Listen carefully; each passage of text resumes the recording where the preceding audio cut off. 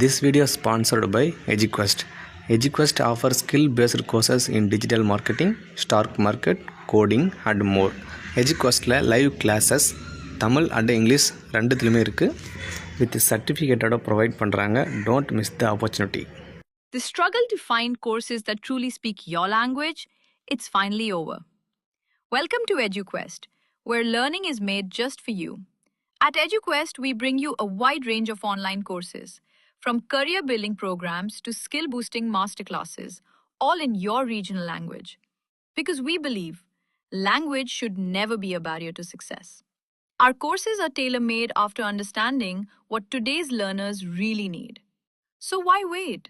Start learning the smarter, simpler way only with EduQuest. Visit eduquest.courses and explore your next course today.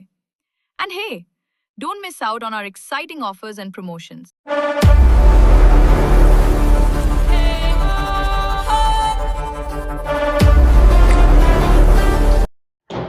இன்றைக்கான வீடியோவில் நம்ம எதை பற்றி பார்க்க போகிறோம் அப்படின்றதுக்கு முன்னாடி நீங்கள் இன்னும் நம்ம சேனலை சப்ஸ்கிரைப் பண்ணலாம், மறக்காமல் சப்ஸ்கிரைப் பண்ணிட்டு பாருங்கள். இன்றைக்கான வீடியோவில் வந்து 8வது புக்கில் வந்து எல் 8ல் வந்து யாப்பு இலக்கணத்தை பற்றியான இம்பார்ட்டன்ட் கொஸ்டின்ஸ்லாம் பார்க்கலாம் வாங்க.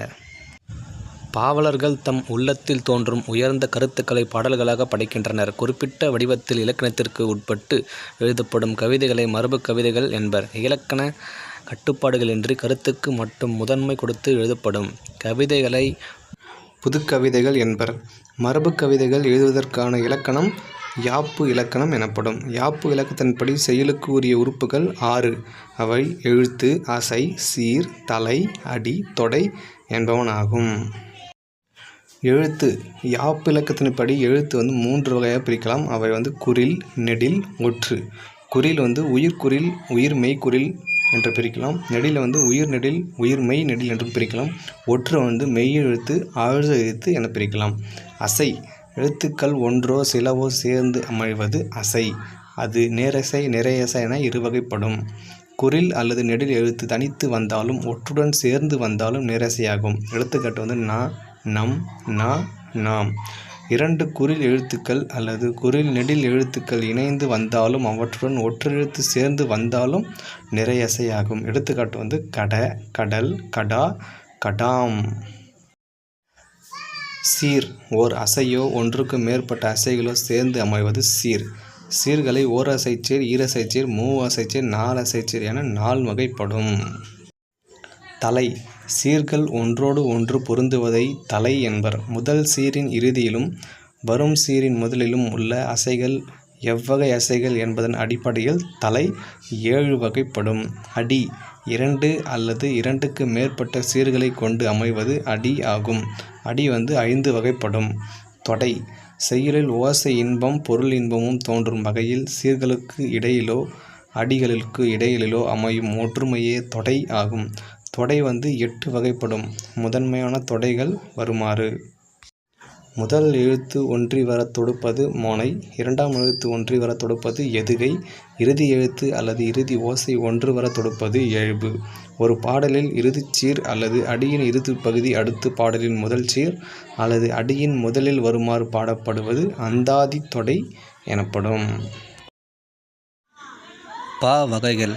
பா வந்து 4 வகைப்படும். அவை வந்து வெண்பா, ஆசிரியப்பா, கலிப்பா, வஞ்சிப்பா. வெண்பா வந்து செப்பல் ஓசை உடையது. அறநூல்கள் பலவும் வெண்பாவால் அமைந்தவை. ஆசிரியப்பா வந்து அகவல் ஓசை உடையது. சங்க இலக்கியங்கள் பலவும் ஆசிரியப்பாவால் அமைத்தவை. கலிப்பா வந்து துள்ளல் ஓசை உடையது. கலித்தொகை கலிப்பாவால் ஆனது. வஞ்சிப்பா தூங்கல் ஓசை உடையது. அடுத்ததாக வந்து புக் பேக் கொஷின்ஸ்க்கான ஆன்சர்லாம் பார்க்கலாம். அசை வந்து டேஷ் வகைப்படும். அசை வந்து 2 வகைப்படும். நேரிசை, நிறையிசை. 2வது கொஷின் வந்து விடும் என்பதன் சீர் வந்து நிறை அசை. 3வது வந்து அடி டேஷ் வகைப்படும். அடி வந்து 5 வகைப்படும்.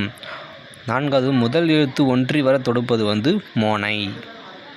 அடுத்ததான் வந்து பொறுத்துக. வெண்பாவுக்கு வந்து செப்பல் ஓசை, ஆசிரியப்பாவுக்கு வந்து அகவல் ஓசை, கலிப்பாவுக்கு வந்து துள்ளல் ஓசை, வஞ்சிப்பாவுக்கு வந்து தூங்கல் ஓசை.